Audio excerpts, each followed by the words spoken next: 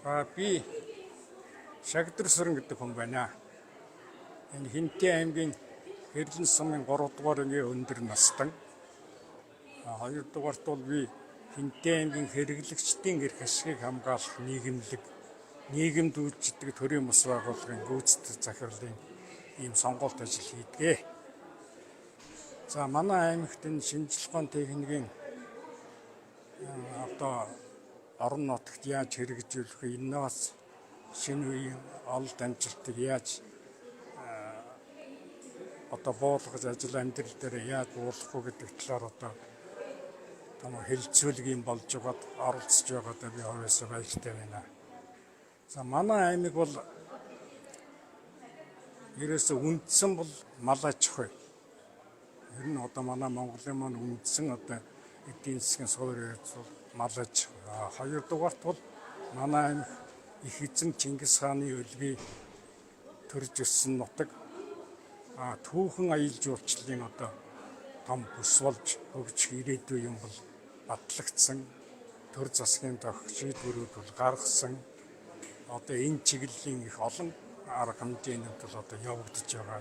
Нэг хэлбэр нь энэ байх гэж бодож байна. За мал аж ахуйг суурилж энэ аялал жуулчлал бүх юм энэтэй суурилж эдийн засгаа яаж хөгжүүлэх вэ гэдэг талаар л олон талын бодол санаа сэтгэлдээ ярьж байна л да.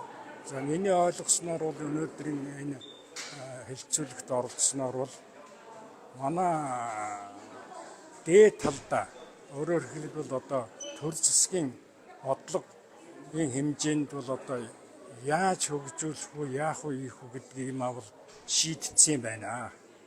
Энэ талынхаа асуудлыг хууль эрх бусад төр засгаас гарах шийдвэртээ оруулаад ингээд хэрэгжүүлэх шатандаа л орох гэж байгаа юм байна гэж би ойлголоо.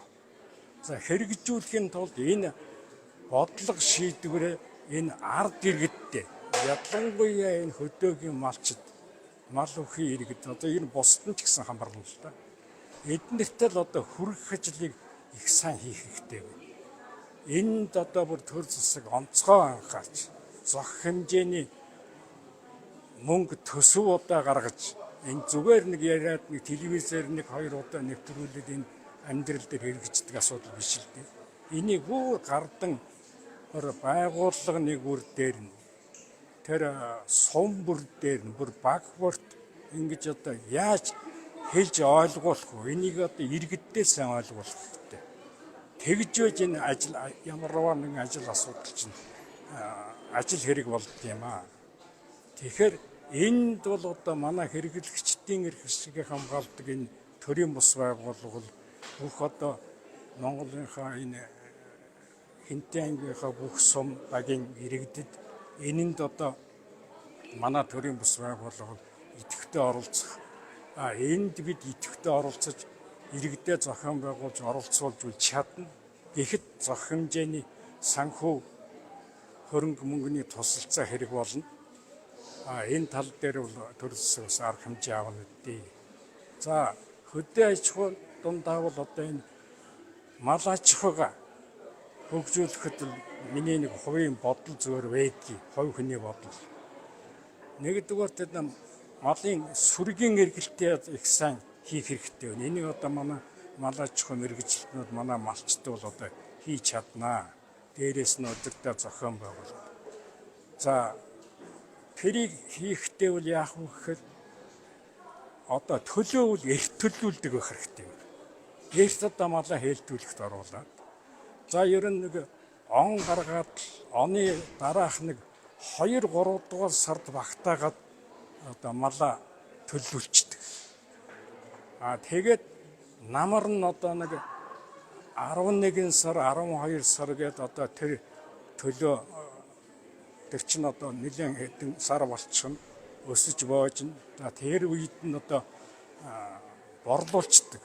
Зах хэмжээний ээлтгч болох тийм шилмэл үлдээгээд борлуулаад ингээд явах юм бол тэгтээ манай монголчууд бол тэр мясах малын мунаг тогол хураг гисгнийхээ ахыг иддэг л дээ. А энэ манайхаас бус энэ Европын зах зээл хөгс энэ гадаадын орнууд бол нялх малын одоо мах хэрэглэх сонирхолтой байдаг. Тэгэхээр манайх бол одоо үлдэж байгаа өөрснийхөө хэрэгцээ буюу дотоодынхын хэрэгцээ өөрснийхөө хэрэгцээнд хангах юм аа бол одоо тэр одоо энэ хаврын төлөвлүүлчихсэн яахан ашиг шимээ өгөөд одоо олон удаа тугалчихсан, ургалчихсан, ишгичсэн одоо тийм их малуудаа дахиж намар хээлтүүлэхт оруулахгүй энэ сөргийг эргэлтээрээ зохион байгуулад ингээд тэрийг өөрснөө идэж хэрэглэх маягаар өөрөөр хэлбэл огнохон хугацаанд ашиг олох нэг юм бол юм. Хоёрдугаарт нь бол малын одоо ганцхан махнаас өөр бус зэмийг бол үндсэндээ ашиглалт маш муу бай. Ноос ноолуур. За ямаа бол одоо ноолуурндаа нэг жоохон юу байж байна. За хонь ноосын баг зэрэг гэж байгаа. Тэгээ энийг л одоо бүрэн ашиглах хэрэгтэй. Энд одоо бүр норм стандартыг одоо гаргаад өгөх хэрэгтэй. Энэ манай мэрэгжлийн улсууд шинжлэх ухааны үндэслэлтэйгээр тэгээд тэрийг одоо бүр тухайн иргэнтэйгээ байгуулах. За танах энэ жил 100 хонь тоолуулсан. За энэс одоо нөгөө 2 настай, 3 настай, 4 настай гэх мэтлэнгээр нас хүйсээр нь хэдэн килограмм ноосод өгөх болцоо байдаг. Тэр норматив нэг амьдрал дээр төсгөлсөн ийм шинжлэх ухааны үндэслэл норматив гаргаад за энийг авна шүү. Төр худалдаж авна. Одоо хаана борлуулах вэ, яах вэ, ийх үгээр тэгээд төр нь тэрийг гайгүй бололцооны үнээр тэгээд одоо аваад тэгээ анхан шатны боловсруулалттай газар дээр нь одоо хийгээд угаагаад байдаг юм уу нэ тэрийг янзлаад тэгээд цаашдаа нөгөө нэхэмлийн үйлдвэр байдаг юм амдаа дамжуулах гих жишээ нь махыг гэхэд одоо дээр үд чинь тэр социализм үед бол одоо махыг чинь одоо зэргэлдэг байсан шүү дээ. 1-р мах, 2-р мах, 3-р мах гэдэг. Тэр нөгөө нас хүйсээр одоо төлөв гэхэд одоо яг одоо норм юмараа бол одоо тарга тавиараас авсан байх 40 кг байна жишээ нь.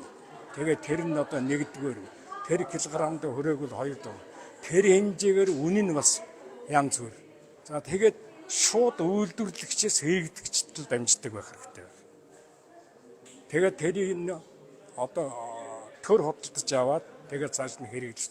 Одоо бол манад яаж вэ? Ченж гэдэг нэг юм аливаа юм ноос, ноодуур мах одоо газар тариалан төмс өмснө тэр дундын нэг үйлдвэрлэгч биш. Тэгсэн хэрнээ одоо нэг шат дамжилгаар тэр жагаад цаанаа бас нэг хэдэн хүн л одоо амжиргаагаа залгуулж яваа юм л да. Гэлээ гэхдээ бол энэ ард түмний нуруунд дээр одоо юм. За манай төр засгаас бол цалин нэмж бай. Тэтгэвэр нэмж бай.